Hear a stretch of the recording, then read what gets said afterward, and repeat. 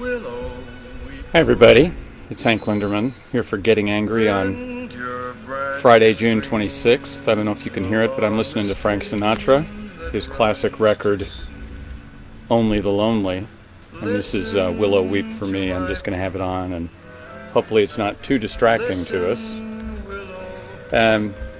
Today, of course, is Friday. I'm hoping you all can hear me. Anybody there? Testing 1, 2, 3. Anyway, oops, I accidentally did that. I didn't mean to do that. Let's go back to our main picture. Here you go. Well, Bill McNichol is here, so it sounds like it's working. Yes, here we are at Getting Angry.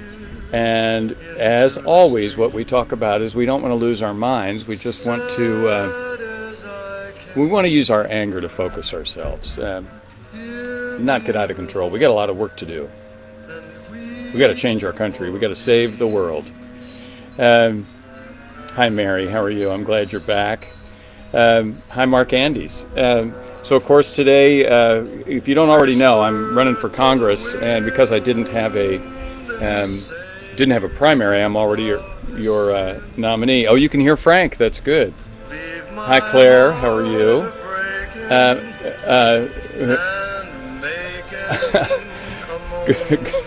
Terry Miners just texted me, and I was on the Terry Miners show yesterday. In fact, maybe we'll go back and look at that. Let's go to daily. And I was on the Terry Miners show. Before I show you too much about his picture. Hi, Brenda. Hi, Nancy. Hi, everybody. So you can go and hear it. It's about 10 minutes long, and it was really great. I mean, I was out on the porch here at Falls of Rough with my AirPods in, and you call into the radio station, and they say, hang on for 3 minutes. You're going on in 3 minutes, and I'll get Terry. And the next thing you know, you hear Terry saying, Hank, how's it going? And we talked, like I say, for about 9-10 minutes. I had all my papers in front of me, and I had notes and things I was going to say, and it all goes very, very quickly. So I did send a text to Terry later on. He actually sent one, said, hey, you did really great. And I said, thank you, Terry. And I said, I was dying to ask you what you were wearing, because he's been broadcasting from his home for months. He's normally at the WHAS studio. And normally I would go there and hang out with Terry a little bit before the show, talk a little bit, and then hang out afterwards. But it's not that way nowadays. So Terry was... I said, I bet you're, I wanted to ask what you were wearing, but that would have sounded really terrible. Oh, Brenda was there. Good. Brenda listened yesterday. And I said, well, I was trying to know what you were wearing, because for me, it's, a dress shirt of some sort. I've got my pin, my candidate pin.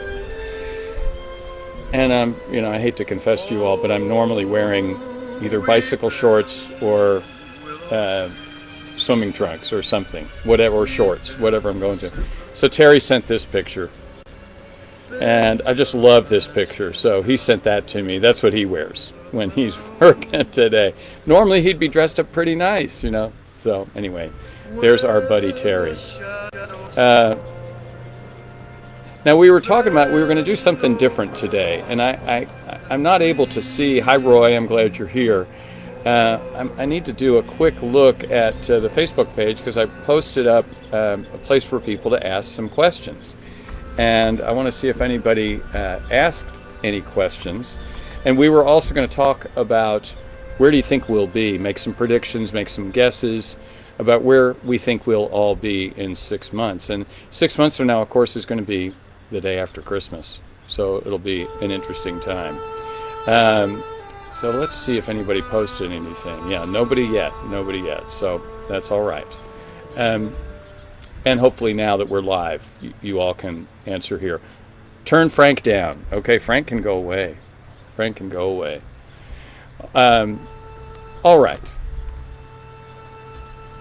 Appreciate it, Billy, because I don't know what you all are hearing. Frank is much closer to the microphone. Someday I think I should show you all what I do. Let me show you this right now. I'm going to show you the microphone. Let's see if I can do this. There's the microphone. Can you see it? There's the microphone. And sometimes what I have to do, because we get to hear all the noises, and sometimes when the wind is blowing, I have to take a bag and put it over the microphone, and that cuts down on the wind noise. So I have to put this back over now. So hear that little noise? That's me. Very professional production here. Anyway, let's do a little bit of work on today's numbers. Is Frank okay? I hope Frank is all right. He's way back there now. We're going to talk a little bit about numbers because there's something really shocking going on today, and that is, look at our USA numbers. We're still flirting with lots of people dying, 650 people a day. We are now over 126,000, closing in on 127,000 deaths, which is a lot of people. And I hope you all haven't forgotten that if we had done as well as Germany, we would be 70% of those people might still be alive. And if we had done as well as Singapore, something like 99% of those people might still be alive. But it gets worse. Now, notice I'm talking about yesterday. These are the figures from yesterday. We had 40,000 new cases yesterday. Now I'm going to show you today. And the funny thing about today is it's incomplete. And I want you the numbers for Florida. Actually, let's look at yesterday. Here's yesterday.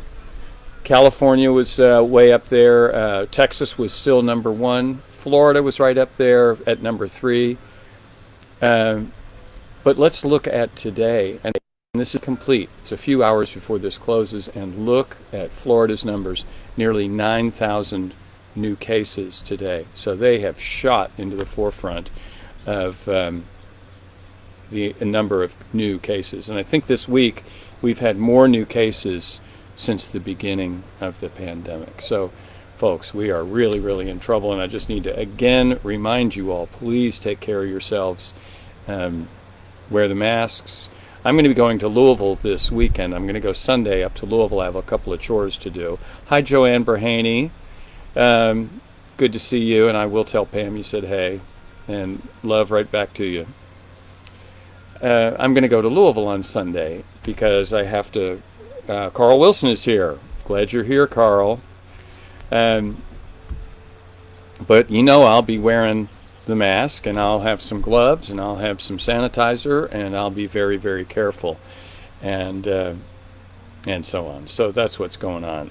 Well, yes, Mary, exactly. That's what we're hoping for. We really are hoping to see some real changes in the country. Let me finish this up. This is a chart I show you all. I get it every day from nakedcapitalism.com, a wonderful website. And they have a thing called Water Cooler, which is in the afternoons. And Water Cooler usually shows what they think is the significant chart for that day. And it's usually from Johns Hopkins. So look at that, California and Texas. Yes, Carl, you do owe me a call. Let me finish doing this first. Definitely you should call me.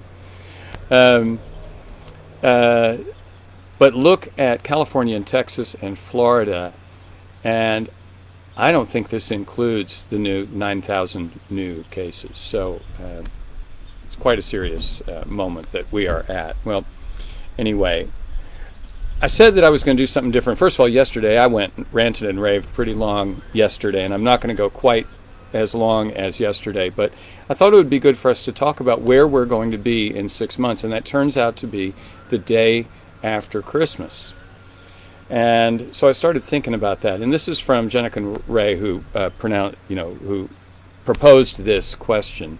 And by the way, if any of you have any other questions you want me to consider, type them in the comments, and while we're here, I'm happy to look at them and answer any questions that you all have. There'll be some that I'll shy away from, like I'm not going to tell you who I voted for in the primary, because in the primary for who gets to be the Democrat to run against Mitch McConnell, Bo Fox, good to see you, buddy.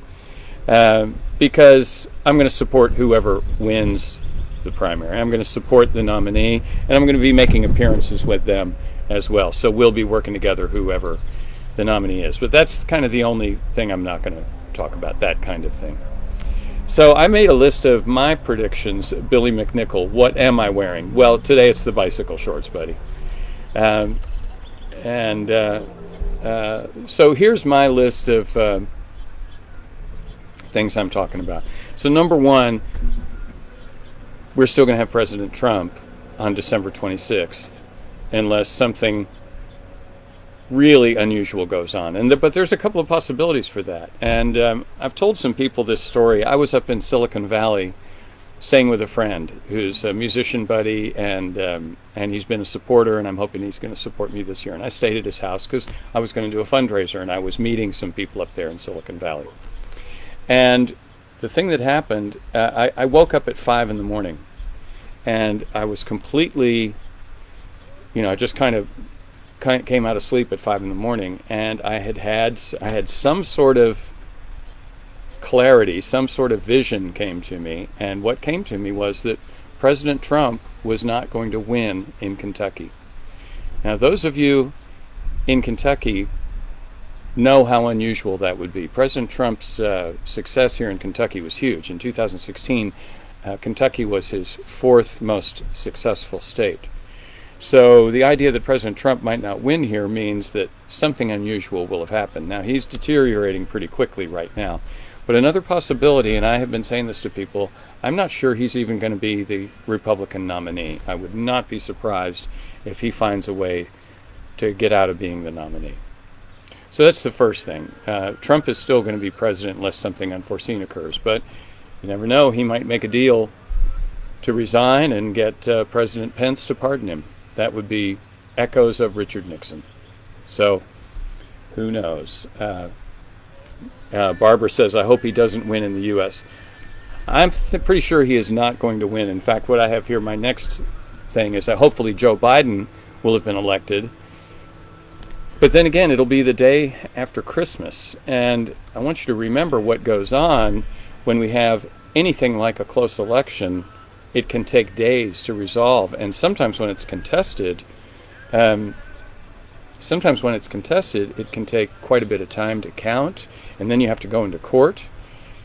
And then let's add the coronavirus to this. So there's a possibility that the election could still be up in the air the day after Christmas. I certainly hope that's not the case, but that's very much a possibility. Yes, I am hoping that I'll be elected. I think it's going to be very, very difficult. This is the steep side of the slope here, but this is why the 2nd District is important. This is a rural district, and Democrats haven't done well for rural people, but let's face it, Republicans haven't either. They've kind of promised them the culture war, and that's about it. So I'm here ready to, hopefully win. But there's lots of work we have to do here in the 2nd District anyway. We've got to make our case. We've got to make our argument that progressive ideals now need to be included in the national discussion. Things like Medicare for all, and things like the Green New Deal, and things like universal basic income, especially in a crisis like this.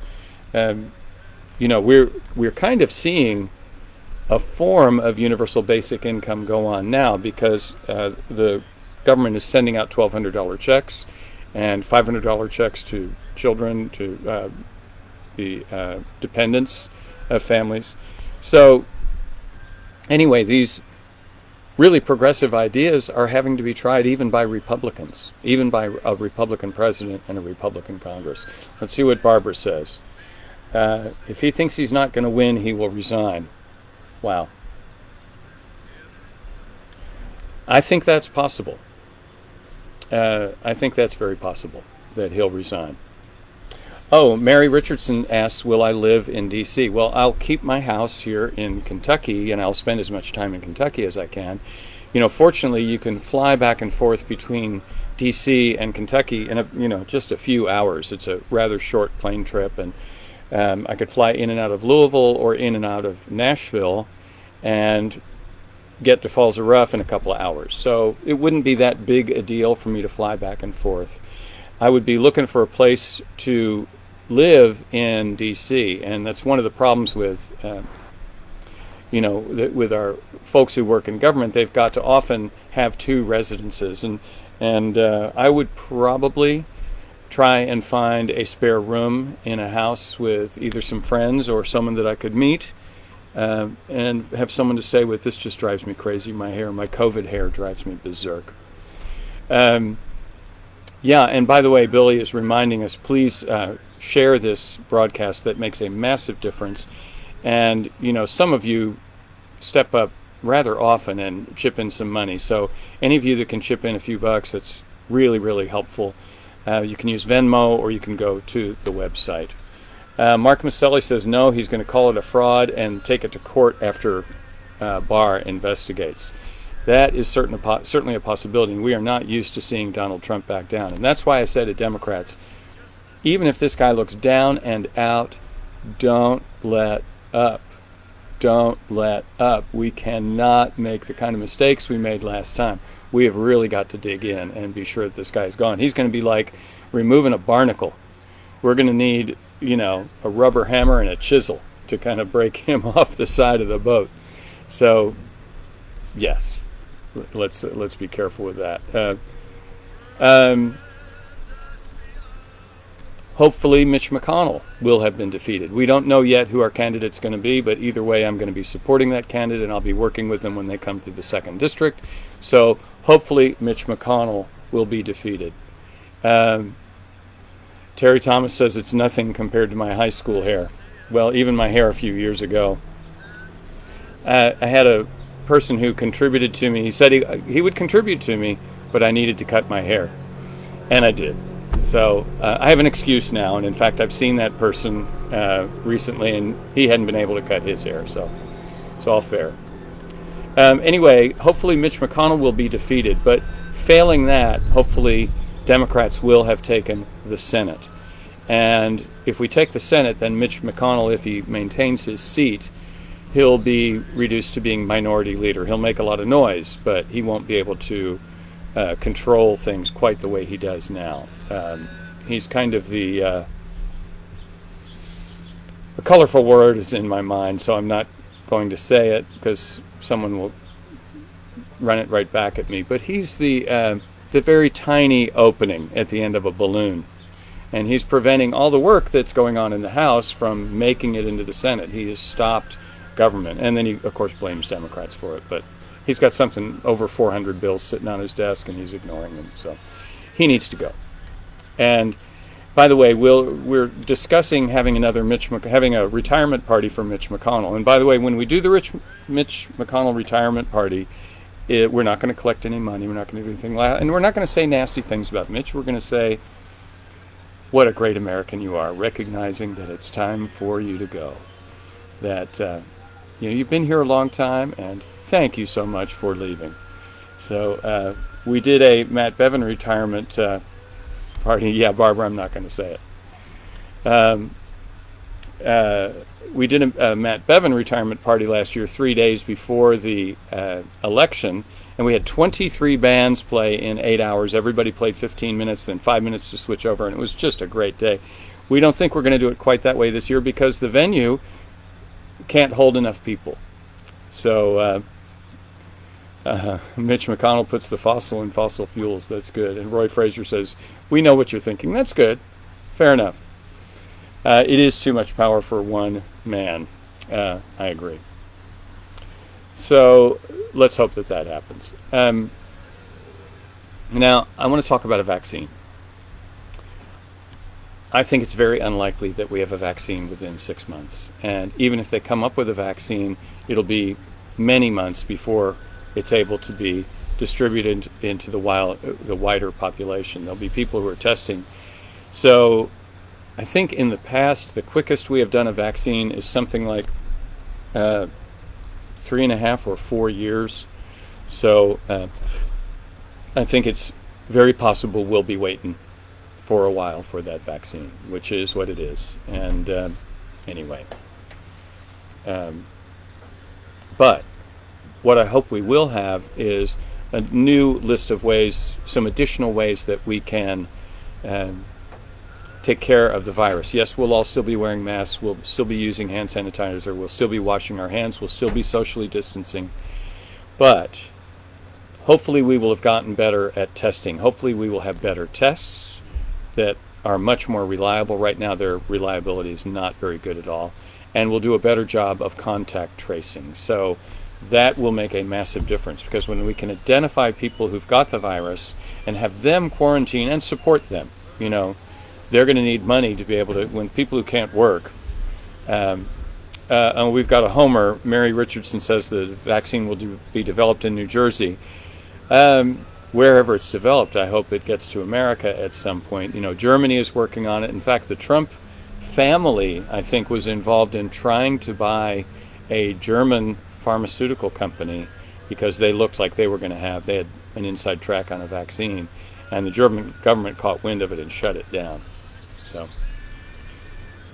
America first. I think that's what President Trump means by it. Now, back to predictions. I already said I don't believe President Trump will win Kentucky. I think it's a possibility. I'm not predicting it, but I'm saying I think it's a possibility.